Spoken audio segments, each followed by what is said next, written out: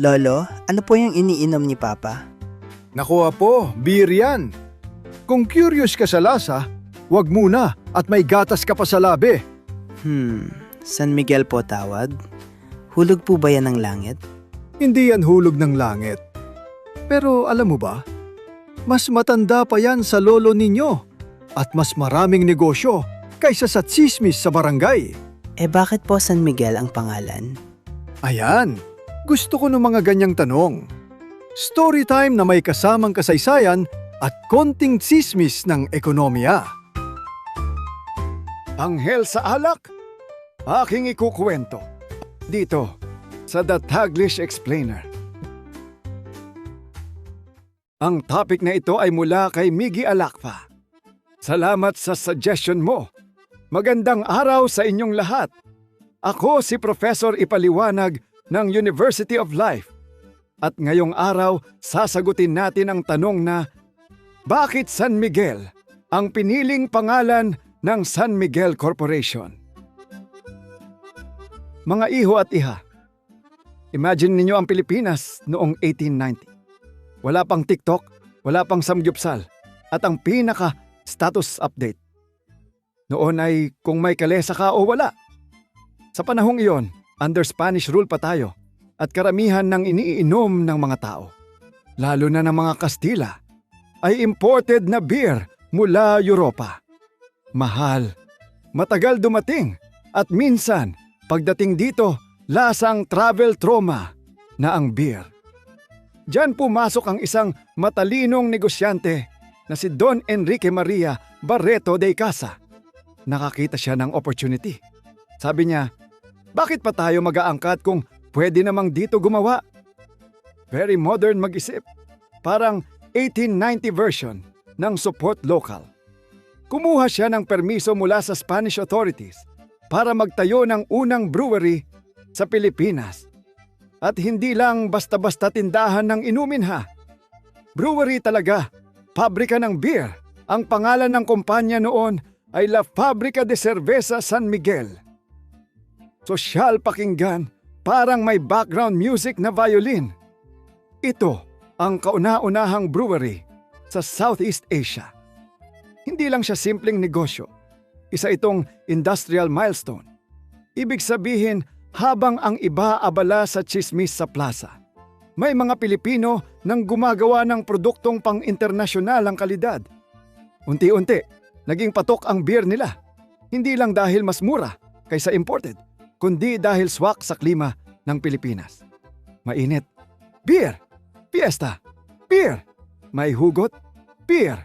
Parang noon pa man, alam na ng kumpanya ang Filipino Emotional Cycle.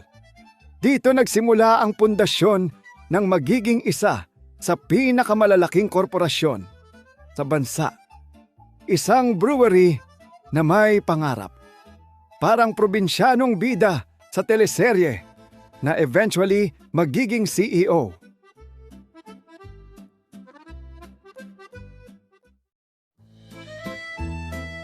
Ngayon, eto na ang juicy part. Hindi ito pinangalan sa barkadang Miguel na mahilig uminom. May mas malalim na dahilan. Ang San Miguel ay Spanish para kay Saint Michael the Archangel o San Miguel Arcangel.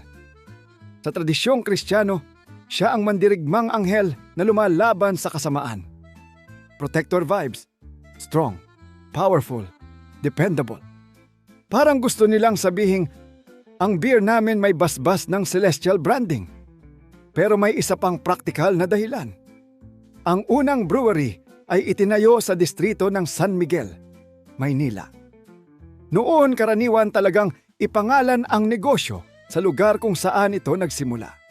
Parang aling nenas store sa kanto.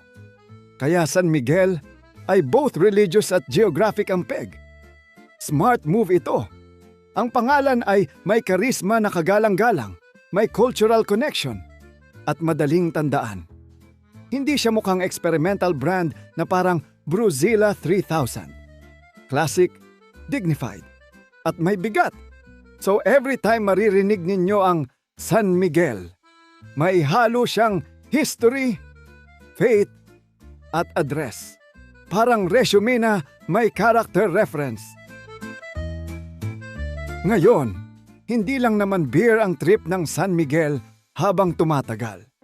Habang lumalaki ang Pilipinas, lumalaki rin ang ambisyon ng kumpanya. Sabi nila, hindi pwedeng beer lang, gutom din ang tao. Kaya pumasok sila sa food business. Karne, manok, processed food, yung mga madalas ninyong makita sa grocery. Eventually, naging major player din sila sa beverages, spirits, at iba pang pagkain. Parang sila yung kaklasing nagsimula sa isang talent. Tapos, biglang marunong na sa lahat, sports, quiz bee at sayaw. Pero hindi pa sila tumigil dyan. Pumasok din sila sa fuel and energy, infrastructure, at iba pang malalaking industriya. From bote, naging tulay. From inumin, naging kalsada. Sabi nga, from Tahgay to highway. Dito mo makikita kung paano nag-evolve ang isang kumpanya. Hindi sila na-stuck sa beer lang tayo forever. Nag-adapt sila sa pangangailangan ng bansa. Parang tatay na dati tindero lang, ngayon may sari-sari store, loading station, at GCash. Hindi lang ito usapan ng negosyo. Usapan din ito ng epekto sa tao. Sa laki ng operasyon ng San Miguel, libo-libong Pilipino ang may trabaho dahil sa kanila. Mula sa pabrika, opisina, delivery, hanggang sa mga tindahan na nagbebenta ng produkto nila. Isang buong ecosystem ng kabuhayan. Bukod pa rito, malaki ang ambag nila sa ekonomiya sa pamamagitan ng buwis, investment, at infrastructure projects.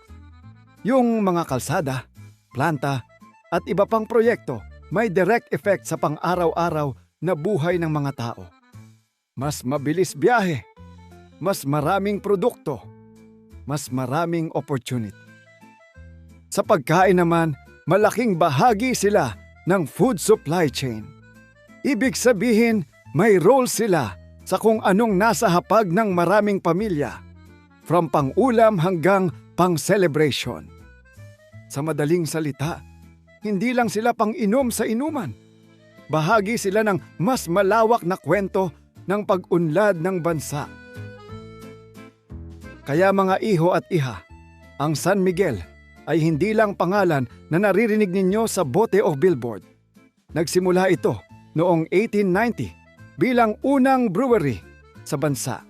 Itinayo sa distrito ng San Miguel at ipinangalan kay San Miguel Arcangel, simbolo ng lakas at proteksyon. Mula sa simpleng paggawa ng beer, lumaki ito at nag-diversify hanggang maging isang malawak na korporasyon. Subscribe na para sa Daily Dose of All Things Pinoy videos. Ako si Prof. Ipaliwanag and this is the Taglish Explainer Channel.